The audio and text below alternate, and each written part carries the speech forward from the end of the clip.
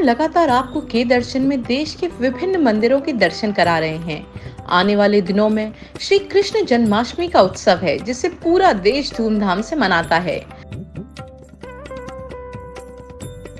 हम श्री कृष्ण जन्माष्टमी में आपको देश के प्रसिद्ध और अलौकिक मंदिरों के दर्शन कराते रहेंगे, पर आप भी हमारा साथ दीजिए और ज्यादा से ज्यादा संख्या में हमें सब्सक्राइब कीजिए और देखते रहिए के दर्शन।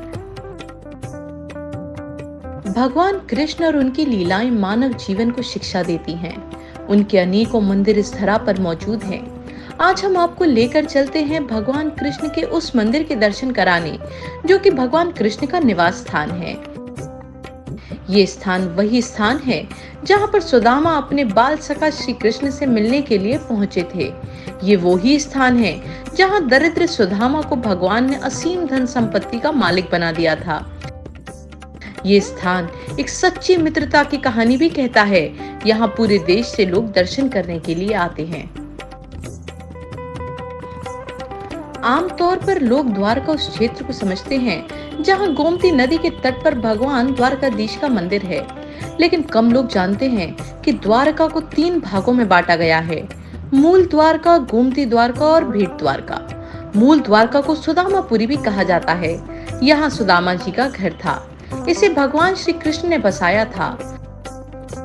गोमती द्वारका वह स्थान है जहाँ से भगवान श्री कृष्ण राजकाज किया करते थे, और भेंट द्वारका का वह स्थान है जहाँ भगवान का निवास स्थान था।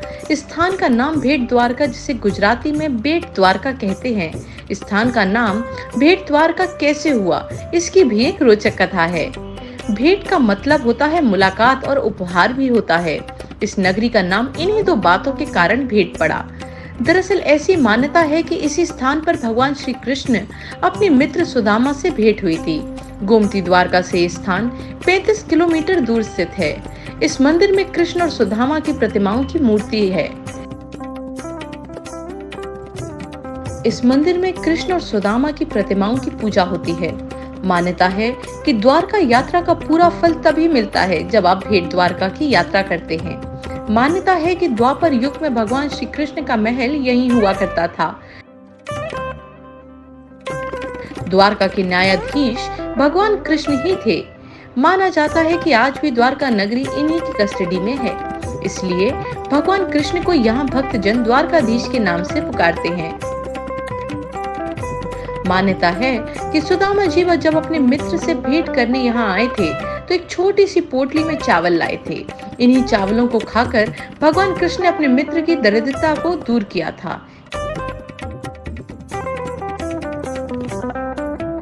इसलिए यहाँ आज भी चावल दान करने की परंपरा है। ऐसी मान्यता है कि मंदिर में चावल दान देने से भक्त कई जन्मों तक गरीब नहीं होते। इस मंदिर में भक्त तुला दान भी करते हैं, जिसमें वो बराबर चावल का दान करते हैं, जिससे उनके जन्म जन्मांतर के दुख मिट जाते हैं। यहाँ के पुजारी बताते हैं कि एक बार संपूर्ण द्वारका नगरी समुद्र में डूब गई थी, लेकिन भेंट द्वारका बची रही। द्वारका का यह हिस्सा एक टापू के रूप में मौजूद है।